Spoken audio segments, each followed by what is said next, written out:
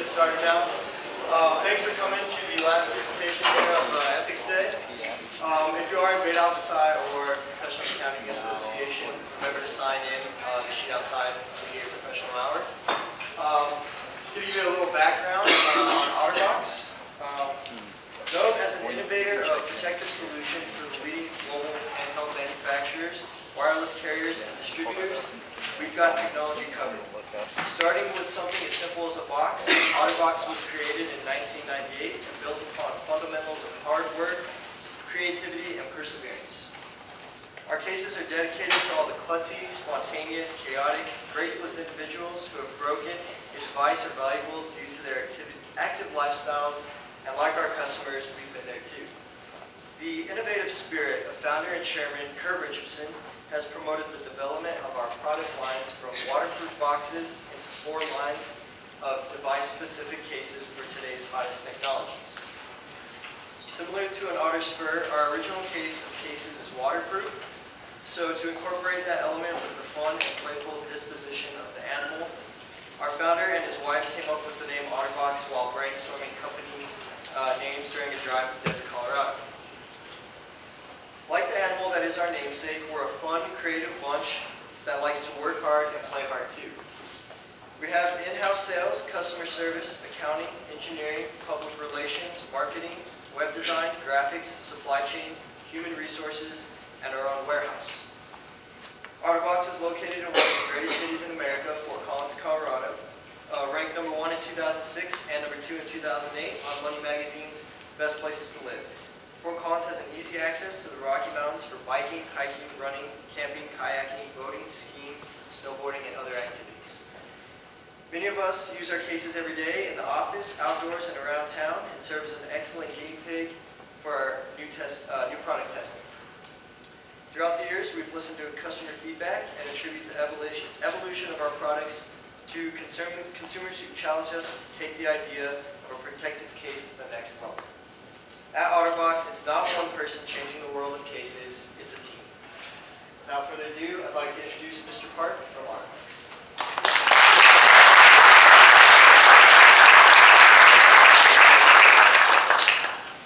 So, with all that being said, what Otterbox does is we manufacture protective cases for electronic devices. A whole bunch more than that. Many of you have phones. A few years ago, Apple made an interesting business decision. They decided to make a phone that had glass on both the front and the back. I don't think you guys can hear me. Can you hear better now?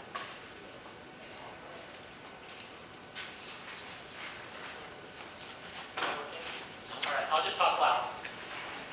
So, Apple made a phone that has glass on the front and back. What that means is, if something happens to your phone, what happens? Your phone's broken. And how much does it cost to get that screen replaced? How much does it cost to get a new phone? A heck of a lot of money. Well, with Otterbox, that doesn't make a difference anymore. I could throw it against the, we've got videos on YouTube where people will throw these things through a wall where it'll go several inches into the drywall and pull it out and it works just fine. And this is a market that didn't exist a few years ago. 5 years ago, when everybody had the little flip phones that were made of plastic, it didn't much matter. Well, now that you have smartphones, a new market was created. There's a great book that you should all take a look at. It's called Blue Ocean Strategies. It talks about how to identify holes in the market, areas where there's need and nobody's there. We identified a blue ocean, so to speak. There was no blood in the water yet. No sharks were feeding in that area. Nobody was protecting the phone cases. So we stepped in, created a solution that was going to work. And by the way, a very simple solution, but a solution that works. And have become a market leader from the inception of the creation of this market. That's created a lot of opportunities for us and a lot of challenges as well. A lot of those challenges are ethically based challenges. So that's some of what I'm going to talk about today. I'm not somebody that has a degree in ethics. I'm not somebody that took a whole bunch of ethics classes when I was in college.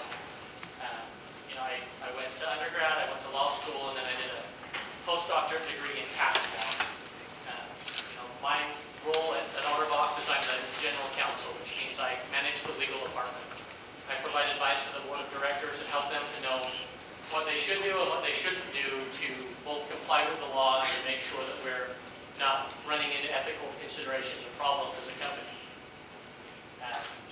because I'm not a trained ethnician, I guess you could say, somebody that has a whole bunch of training in ethics, my perspective today is more of practical ethics.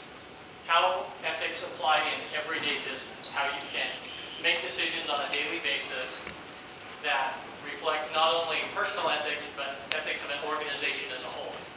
And what I hope you get from this today is that you don't have to choose between ethics and profit. There will be choices for all of you that you'll make during your careers where you'll have to decide what's more important, ethics or profits. But if you make consistent ethical choices, that's the recipe for a successful career, but also for a profitable business.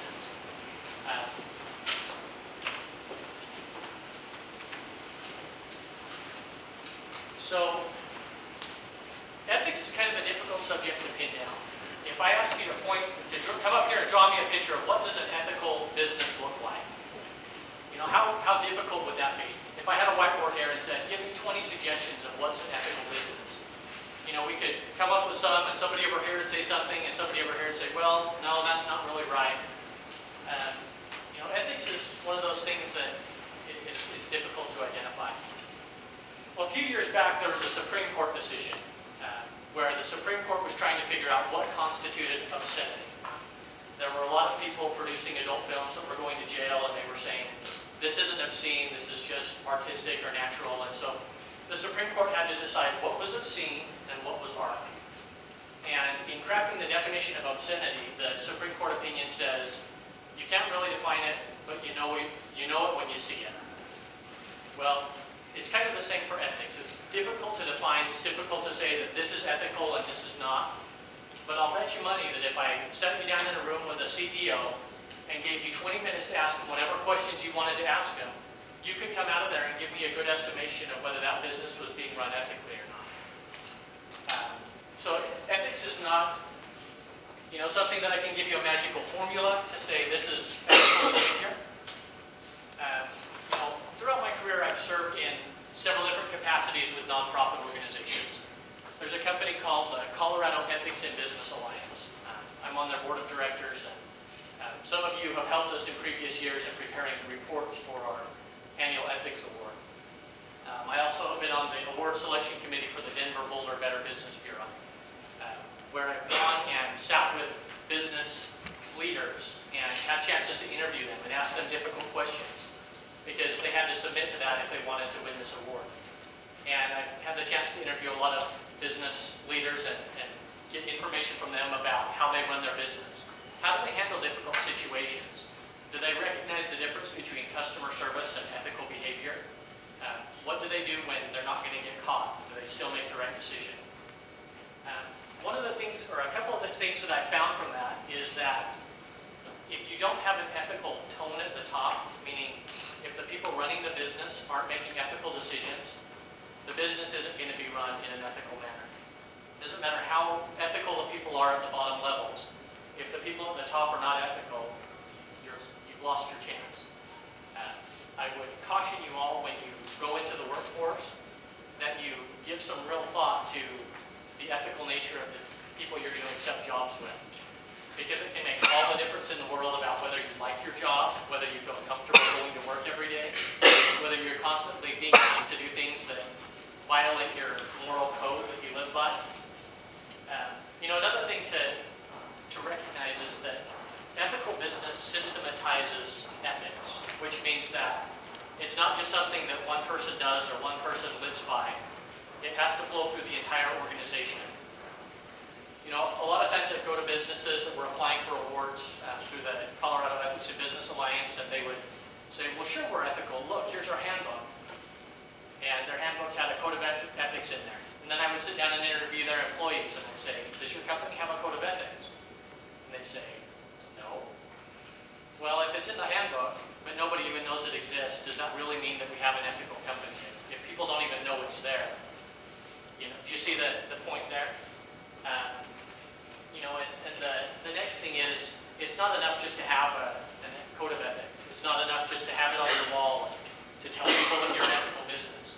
If a business doesn't live what it preaches, there's no ethics there. So let me tell you just a couple stories of businesses that I've run across in in my career. My whole career hasn't been with Otterbox. Up until the beginning of this year, I was in private practice in Denver. My whole career has been spent representing business owners. And so I've seen a lot of different philosophies and methods of how people run their business. And these are a couple of examples that I want to tell you about. There's a company in Lakewood called Lake Arbor Automotive. This is a small little mechanic shop. They were nominated for this ethics award, and my first reaction was, how can a mechanic get an ethics award? Because I absolutely hate to go to the mechanic, because I always feel like they know all this stuff, and they're going to hand me a bill, and I have no way to argue about it, because I don't know anything about the car. They could tell me that the blinker fluid was out, and I would probably believe them. So I was real skeptical going up to visit this business. And we went up there, and the first thing we noticed on the wall was a code of ethics. And I thought, that's interesting. In a mechanic shop, you normally see the picture of the girl in the bikini with the Lamborghini or whatever, but not a code of ethics. And so then I talked to the owner of the business, and it just became apparent that he was a very sincere, genuine person. I asked him about, and so my whole job there is to try and trick them, to try and ask them questions where I can get them to admit things that they don't want to tell me. That's how I can figure out if they're being ethical or not. It's kind of like cross-examining a witness on the witness stand. So it just becomes real apparent as I talk to this guy that he's the real deal. He's trying to run his business in a very ethical manner. So the next step is I pull in all of his employees. One by one, I go through and interview these employees and get the exact same feedback from all of them. What a great example in the automotive industry, of all industries, of a business that's just being run the right way, that isn't overcharging customers, that is honoring the warranties that it puts out, which is a huge problem in the automotive business. They'll tell you something's under warranty, and then when you go in to get it fixed, they'll say, well, that really falls outside of the warranty, and so all of a sudden you have to fork over more money for it. Well, there's another one in Wheat Ridge, Colorado, a nonprofit organization by the name of Family Tree. The CEO of that company is a guy named Scott Shields. Family Tree is an organization that provides help to battered women and children. People that have a less than ideal home life, and this is a place where you can get help and get training. Well, as we were there interviewing them and learning about their business, I asked the question, do you ever get grants from the government? And he said, yeah, once in a while we get grants from the government. He said, but we don't get to use that money. And I said, well, why not? And so he told me the story of how they received a very large grant from the government. Now, nonprofits, they have to exist by fundraising. They're not getting customers that are paying them money on a consistent basis. So it's really all about fundraising. Well, when they get a big grant from the government, that's like manna from heaven. I mean, that's how they can continue to operate. Well, the county that had given them this grant had said, we're going to give this to you, but we want you to perform this specific service for us.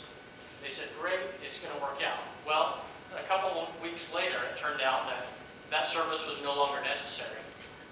The county didn't come back and ask for their money back. They just assumed that, like any other nonprofit, that the money was already spent.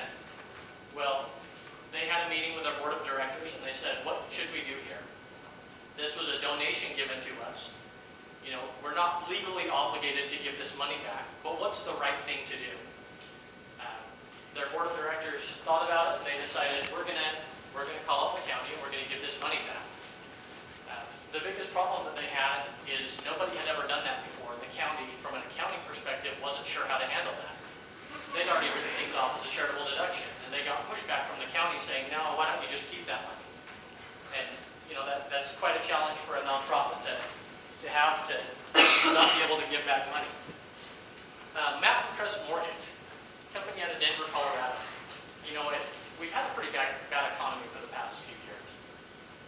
One of the big reasons for that bad economy is that people were buying homes that they couldn't afford. They would go to a mortgage broker. The mortgage broker would say, look, I've got a deal for you. I'm going to give you a loan, and it's going to have 2% interest right now. And that's a payment that you can meet, and you can do this, and you'll be great, and you'll get into a home. It doesn't matter if you don't have enough income. You'll have enough income later on, because 5 years from now, the interest rate's going to go up to 11%. But don't worry about it. You'll have enough income when that comes around. Or, they also have subprime mortgages. I mean, just really bad unethical practices in the mortgage industry. Well, somebody nominated this business in the year of the financial crisis, when this was all front page news of, the mortgage industry has driven our whole economy to the tank. And when the board of directors, when we sat down to look at this, and we said, how on earth can we even consider a company in this industry to give them an award for ethics? But we knew that we needed to treat them just like everybody else, so we let them go through the process. Turns out that they had left millions of dollars of mortgages just walked out the door because they hadn't been willing to sell these subprime mortgages or adjustable rate mortgages. They were doing what was best for their customers, not what was best for their profits. So for several years, they were doing significantly worse than their competitors because they were choosing the ethical course. Well, what happens when all those subprime mortgages and the adjustable rate mortgages go away? All their competitors that were up here are in the toilet, and guess what happened to their market share? It increased significantly. That to me, by itself, merited recognition in the business. The last company that I want to, I guess this one is bragging because I'm part of the company, but Otterbox, what a fabulous company. I've worked for Otter for a while now. I know the owners of Otter very well. This is a company that sets aside 10% of their after-tax profit to give back to employees. Everybody that's there is part of a profit-sharing plan, and every month they get an extra check that represents their contribution to the company. If the company makes $10 million, then they carve off $1 million of that and divide it up amongst the employees. They treat the employees there so very well. I've been able to see a whole bunch of companies throughout my career, but I've never seen a company that is this committed to providing a good, happy work environment for their employees and for making ethical decisions on a consistent basis. It just amazes me on a frequent basis when I sit in board meetings with Otter and have conversations with the board of directors where there's opportunities for us to make a whole bunch more money. We can infringe other people's patents all day long, we can sell a bunch of products, and at the end of the day, the damages that we would pay with a lawsuit would be a fraction of the profits that we would make from infringing that intellectual property. But we choose not to do it. Not that I choose not to do it, although I have advised them not to do it, but the board of directors makes ethical decisions. If you ever get a chance to work for Otterbox, take it. You will not regret it. For every one example I can give you of an ethical company, I can also give you at least one example of a company that doesn't live up to that level of ethics as well. It's just part of the economy. And so the key is, how can you figure out who's an ethical company and who's not? How can you figure out if the company that you're going to work for or the company that you want to do business with operates in an ethical manner? And the answer is, I don't know. We can go to places like the Better Business Bureau, which does a great job of providing data and analytics, but it's not foolproof. It's based on customer feedback. You've got other organizations that try to provide basic information, but it's a real problem when consumers can't tell if they're doing business with an ethical company. And unfortunately, the climate that we're in right now makes it really difficult for people to tell because there's so much unethical conduct. The next question that I want to address is, where do your ethics come from? Let's set aside the business piece for a second. Each of you think personally. Where does your personal code of ethics come from? Do you have a personal code of ethics? Is it based on religion? Is it based on philosophy? Is it based on, anything else? I'll give a free Otterbox case to anybody that can tell me who the bottom picture is right there. Bottom left-hand picture right there. Aristotle, who said that? All right. The guy on the right side, second one down, right under the Ten Commandments.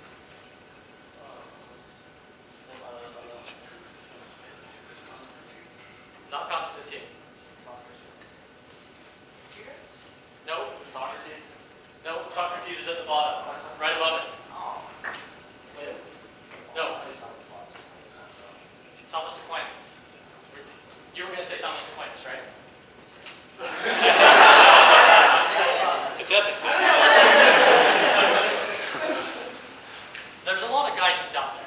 You know, you could spend an entire lifetime reading ethical books on people telling you how to be ethical.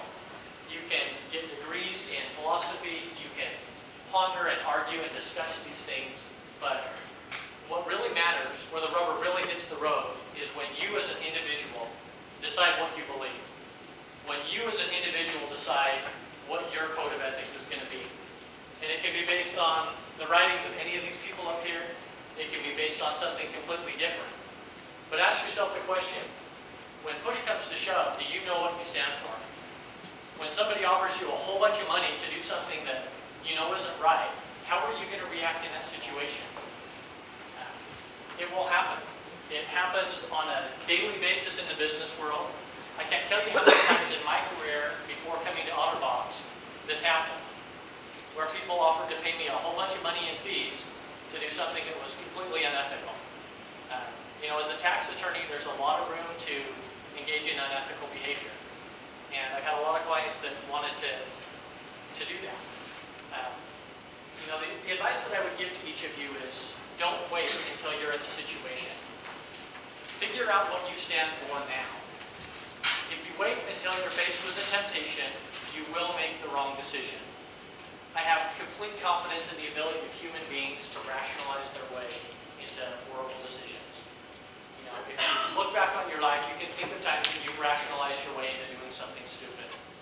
And most of the people that are in jail for white-collar crime have gone down exactly that path. They've rationalized their way into a prison cell. Think about it. Figure out what you stand for and make the decision now to be an ethical human being and to only engage in ethical business practices. That way, when the situation comes up, when you're faced with a moral dilemma, you don't have to decide. You've already decided.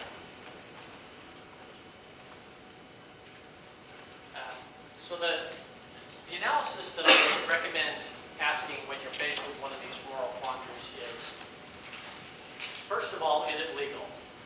Okay. If it's not legal, that should be a no-brainer. Don't do it. I wish it was that easy for everybody, but for some people that seems to be a difficult concept to grasp. The next question, once you establish something is legal, that you should ask yourself is it right? Legal does not always equal right. I'm probably one of the few attorneys in the world that will say that and admit it freely, but legal is not right. So we've got examples. Employment discrimination. So the law says I can't discriminate against anybody based on race, based on nationality, based on gender, in most of the country based on sexual orientation, based on age, or based on pregnancy. Now let's say that I'm a skinhead. You know, I'm not, by the way, but and let's say that somebody comes in of a race that I don't like, or they're of a religion that I don't like. Is there a way for me to not hire that person based on that characteristic and not get in trouble for it? Absolutely. I just make up some other reason why I didn't hire them. Is that ethical? Absolutely not. You know, there's nothing in the law that says that I can't discriminate against left-handed people. You know, if somebody comes in for an interview and I say, you know what, that's going to be real awkward if we're ever at a meeting and they're trying to write and I'm trying to write and it's just awkward, so I'm not going to hire that person. Is it legal for me to do that? Absolutely. There is nothing in the law that's going to tell me that that's the wrong decision. Is it the right decision? You've got to ask yourself these questions. You know, there's a big problem right now with people being discriminated against because of obesity. You know, people that don't get hired, don't get jobs. Why? Well, I don't want to pay the higher health premiums that go with having somebody on my payroll because they're going to, statistically, they're going to have more health incidents than a healthy employee. Is that the ethical decision? You know, ask yourself that. These are questions that aren't going to be just textbook and questions that are asked to you in a seminar. These are things that you're going to have to deal with on a daily basis throughout your career. You know, the other big one that I would mention real quick is whistleblowers. A whistleblower is somebody that raises a red flag and says, hey, my company's doing something that's wrong. It may be reporting it to your supervisor, it may be reporting it to the CEO, or it may be reporting it to the government.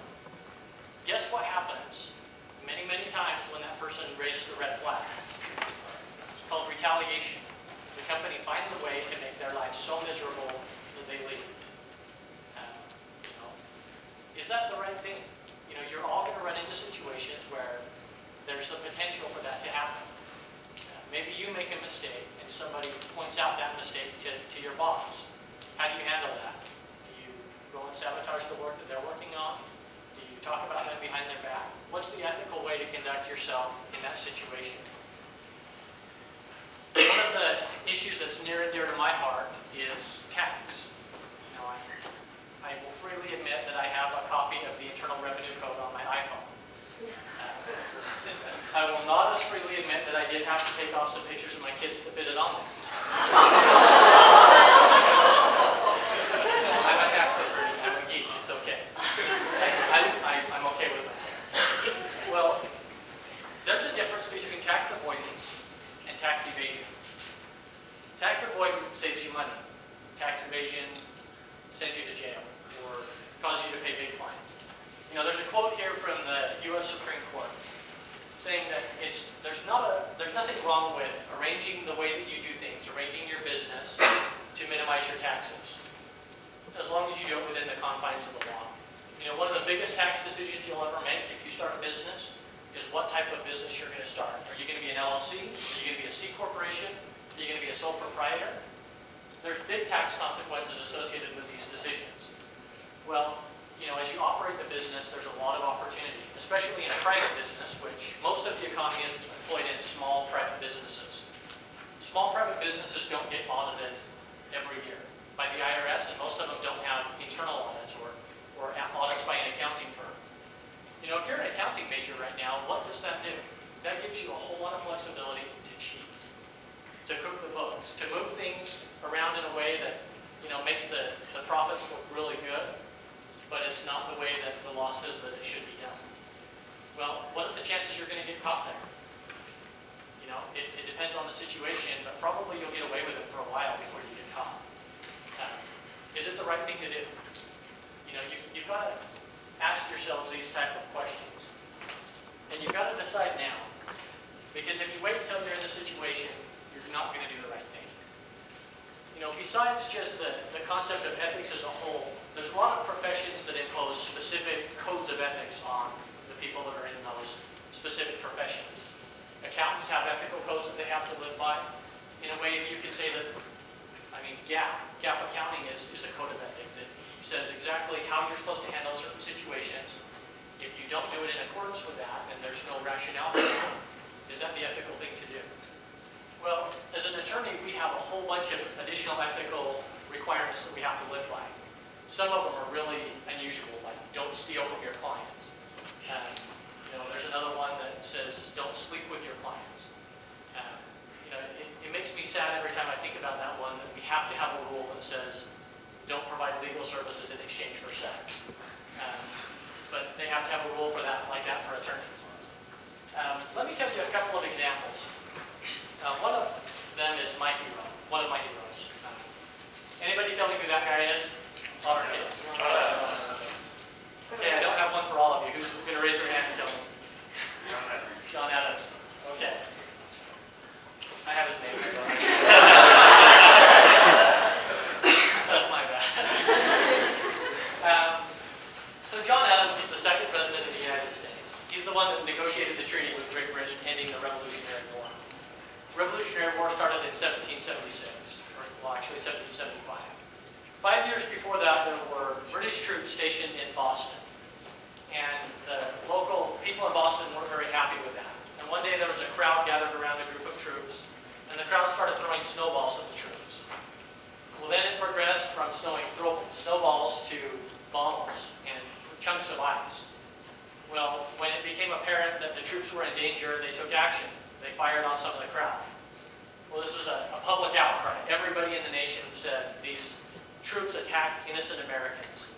It was in the newspaper all over the country.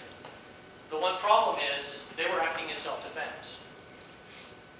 It was extremely unpopular. Almost everybody in the country wanted to see these troops hanged. And one of the patriots in the United States looked at the situation and said, you know what? This is not right. Not only are these people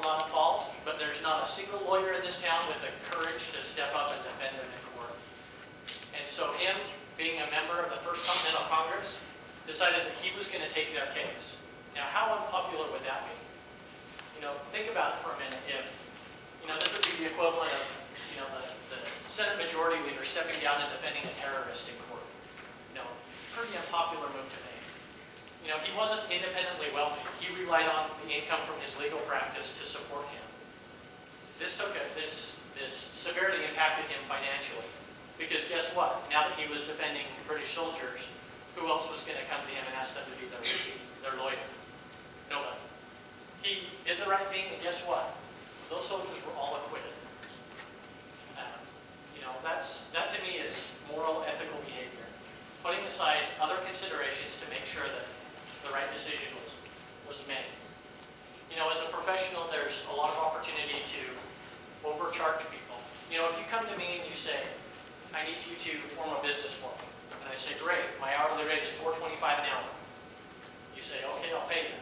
And so I sit down and I start to work, and half an hour into it, I decide to take a break, and take a 15-minute break, and then I go back to it, work for another 20 minutes, and then I need to take a phone call for another client. And after 2 hours, when I put in an hour and 15 minutes worth of work for you, I write down on the bill 2 hours. That I billed you for 2 hours worth of time. Am I ever going to get caught doing that? Probably not. Because how are you going to challenge that? You weren't there in the room with me. Is it the right thing to do? On a lot of these decisions, I like to use what I call a mirror test. If I can't look at myself in the mirror and like what I see, then I probably have made the wrong decision. Think about that for a minute. Your self-respect and your self-esteem are one of the most valuable things that you have. You're going to be tempted on a consistent basis to make decisions that will deprive you of the ability to look at yourself in the mirror and like what you see. Don't be suckered into taking the low road there. Let me give you 2 other quick stories here. I know we're running short on time. I like stories. I have a client, or I had a client before coming to Otterbox, who was worth a lot of money. The family was worth about $20 million. The husband of the family died, and they came to me saying, we've got to do some estate tax returns and other things. So I was assisting the accountant with the preparation of the estate tax returns. Well, as we were going through the private papers, we found some information about some hidden Swiss bank accounts in the amount of several $1 million. Guess what the family said? They're hidden. Why are we going to report this to the IRS? Don't do it. And I said, well, here's the consequences if you choose to do that.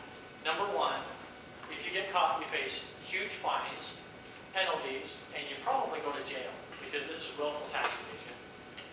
Number 2, if this is the route that you decide to take, you need to find a different lawyer because I'm not going to do it for you. So after that conversation, they decided that they were going to report this. So we gathered the information. We had to pay some past due interest. We were able to work our way out of the penalties. And you know what? They were not very happy with me because I caused them to pay a whole bunch of taxes that they shouldn't have paid. Guess what happened a few months later? The U.S. government requested through the courts all the names of U.S. citizens with accounts at this particular bank called UBS. The government the bank starts turning over all this information to the government. Guess what happened to those people that had hidden accounts and had not paid their taxes on those? They got hit with severe fines, severe penalties, and a lot of people right now are being prosecuted and will ultimately end up in jail for that. Making the right decision pays off. Let me give you one other situation. This one is even shadier than that. There's a wealthy family that lives in the mountains of Colorado, worth about $75 million. The mother and father of the family called me over, and they decided that they wanted to have me do some wealth transfer planning with some of their businesses. And I was preparing a trust for them. And the father of the family said, hey, I want to tell you something. I've got a box buried on my property, and there's about $3 million worth of gold bars in that box. My family doesn't know about it. When I die, I want you to pull my oldest son aside because I know he'll make the decision that I tell him to make. And I want you to tell him to keep the money hidden and not report it to the IRS. I don't want them to have to pay taxes on have to do that?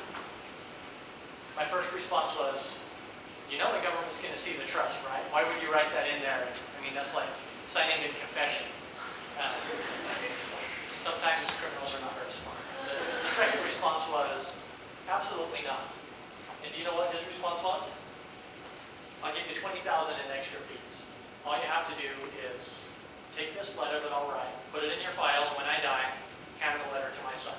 That's all you have to do. $20,000.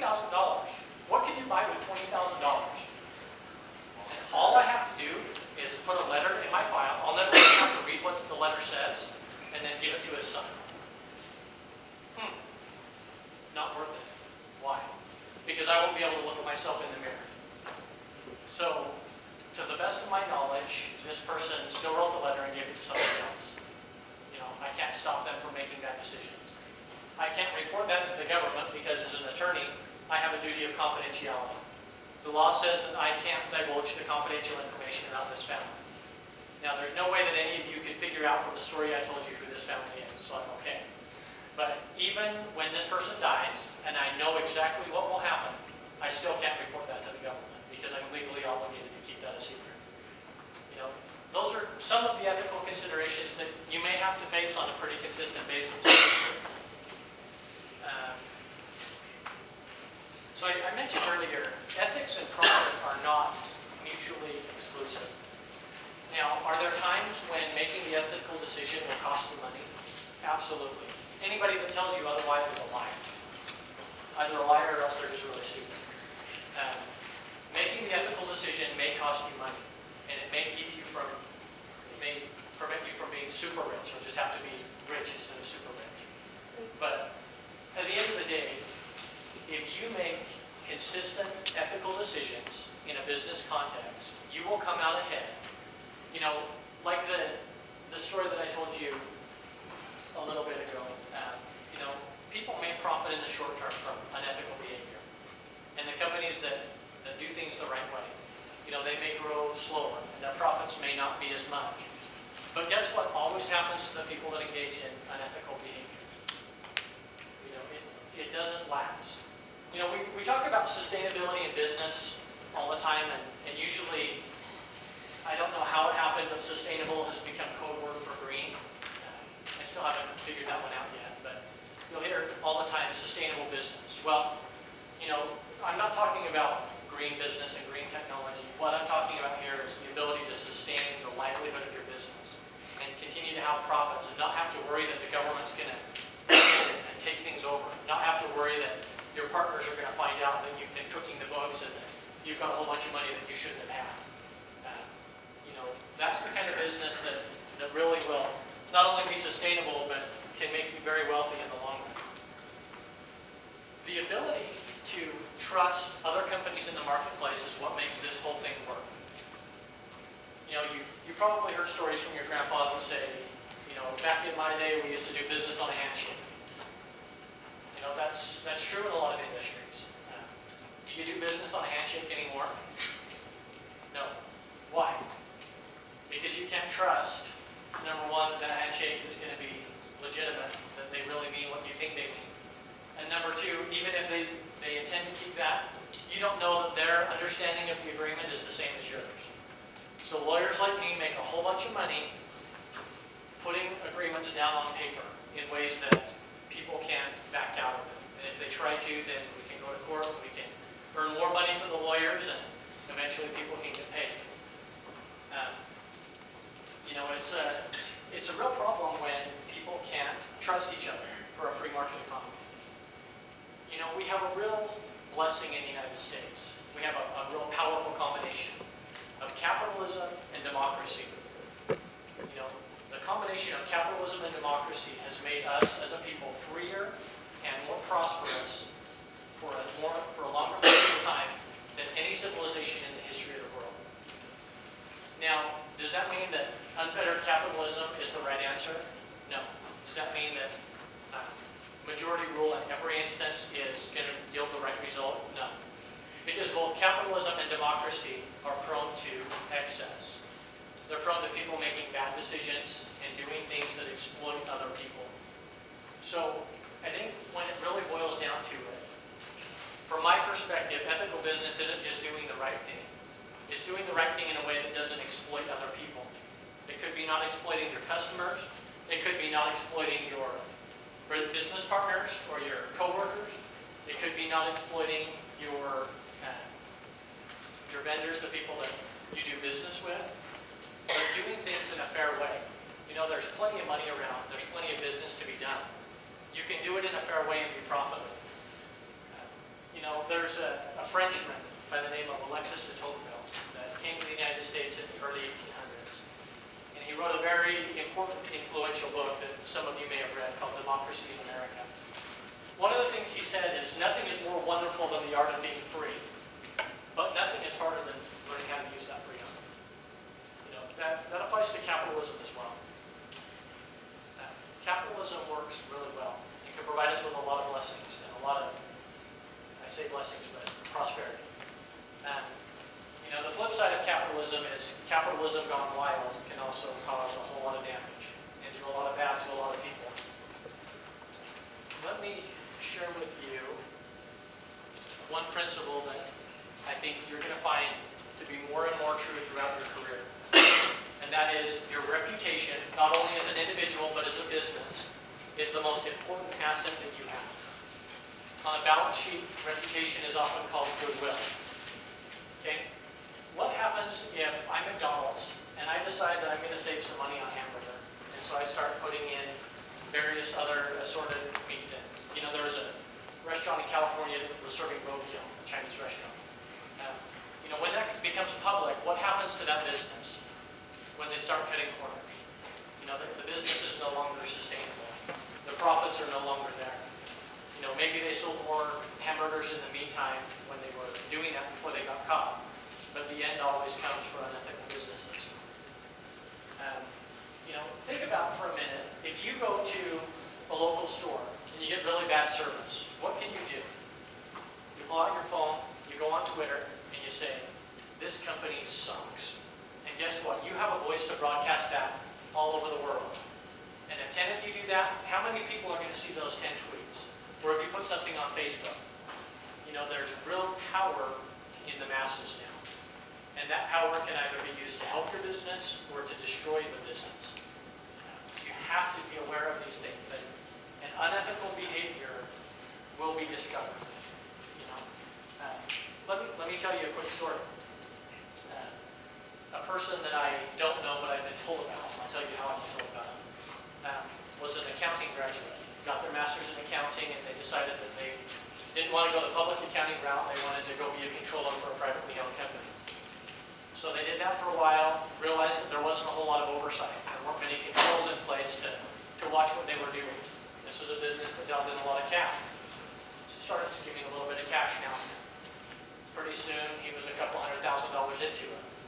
Well, the problem was he was working for his brother-in-law. Brother-in-law finds out about it. Brother-in-law fires him. Doesn't report it to the police. So he goes and gets a new job, this time as the CFO. Another business that deals in cash. You know, this is a person that never intended to do anything wrong, but a little bit short on the mortgage payment one month. Sure, I'll take a little bit. I'll always pay it back. Besides, they'll never know that it's missing. Well, about $2.3 million later, he gets caught. He pleads guilty. He's going to jail for about 5 years.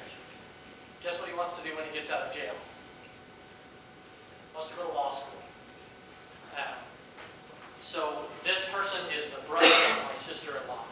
So my sister-in-law calls me up and says, when he gets out of jail, will you help him get into law school? And normally I don't like to cuss, but in this situation I said, not only no, but hell no. You know, number one, if somebody is proven not to be ethical, why in the world would you put them in a situation where they can exploit hundreds of people? You know, it's like letting a wolf into the hen house. You just don't do it. You know, that person lost his reputation. You know, first of all, he'll probably never get into law school. If he does, he'll never get a job because nobody's going to hire a convicted felon for stealing money as an attorney in their firm or in their business. You know, just a couple of small decisions because he hadn't decided what he stood for beforehand. So when he was confronted with temptation, it was real easy to start making the easy decision. His reputation is gone. And once a reputation is gone. In a situation like this, you can never get it back. You know, he could become the most saintly person his entire life, and he would never earn back the trust of people in general because of what he's done in the past. You know, there's a great book called Les Miserables about a man that steals a loaf of bread, and he's in jail for 19 years for this. And he comes out and he changes his identity, and he lives the entire remainder of his life as the most saintly, kind, wonderful person that you can imagine. But guess what haunts him the whole time? The fear that if people find out what he did in the past, that they will have nothing to do with him anymore. As a matter of fact, there's a prosecutor in the book that chases him his entire life. Because it doesn't matter how much you do to repent, or to make penance, or to do anything else to make up for what you've done in the past, you'll never recover that reputation if you make the easy decision in these situations. So, where do people get caught? It's always in the rationalization. I don't think there's anybody in this room, I hope very sincerely that there's nobody in this room whose goal in life is to steal $1 million. If you are, come talk to me. Let me talk to you about it. Are there people in college right now, maybe not in this room, and I hope not in this room, but are there people that are going to make horrible, bad, unethical decisions? Absolutely. And it's going to be because they were in a situation, they hadn't decided beforehand how they were going to conduct themselves, and they were able to rationalize themselves into making really, really bad decisions. You know, one of the things that I have up on here is the idea that I'll make it for them later. You know, most of the people that I've ever talked to that have done unethical things in business, they said, you know, I was going to fix it. Well, that's not good enough. That's not an excuse that will pass with the law, with employers, or in any other event in life. Let me tell you a couple more stories. I told you I like stories. You know, one of the things up here is examples of ethical considerations you're going to face as a company. You know, Otterbox, we have cell phone cases. We have patents that say that we own the design of these cases on these cell phones. And we have a whole bunch of patents because we have a whole bunch of different types of cases. Well, guess what our competitors do? They say, look, they're making a ton of money with a really simple product. We're going to make that same simple product, and we're going to sell it, and we're going to make a whole bunch of money. What's the problem with that? They're using our patents. That's our idea. That's our property. If they do that, they're stealing from us. We spend millions of dollars a year going after people that steal our intellectual property. We work in connection with the government in China to raid factories where the products are being produced. I have, on my legal staff, I have 8 people whose whole job is to find counterfeits and knockoffs and companies that are infringing our intellectual property, to document it all, and then to pass it off to the litigators on my team so that we can file lawsuits. Patent and IP infringement is a big deal. You know, if you decide that you're going to sell something, you want to go online and sell a phone case. And so you say, look, I'll just put an Otter logo on Amazon next to my phone case. People will think it's an Otter case. It's really not, but I'll make some money. And is it really hurting Otter? They have millions of dollars in profits. They won't mind a couple of little phone cases. Well, what happens then when not just you are doing that, but 2,000 of your closest friends are also doing it? And when major competitors are doing the same thing, all of a sudden you have companies that are losing out millions of dollars every month in revenue because people don't respect intellectual property rights. You know, intellectual property is very much the same property as real estate or houses or jewelry. It's property. Somebody owns it. If you take it, you know, that's the end of it. Now, we're at the end of our time here, so let me just push forward. By the way, you should all look at this book, get it, and read it. Dakota of the West by James Owens. This is a book that lays out common sense principles for how to conduct yourself in business. If you don't have the moral code and you're not going to read Plato or the Bible or wherever else you would get it, go to this book. It will give you some good practical advice. Let me just give you the 5 things to remember.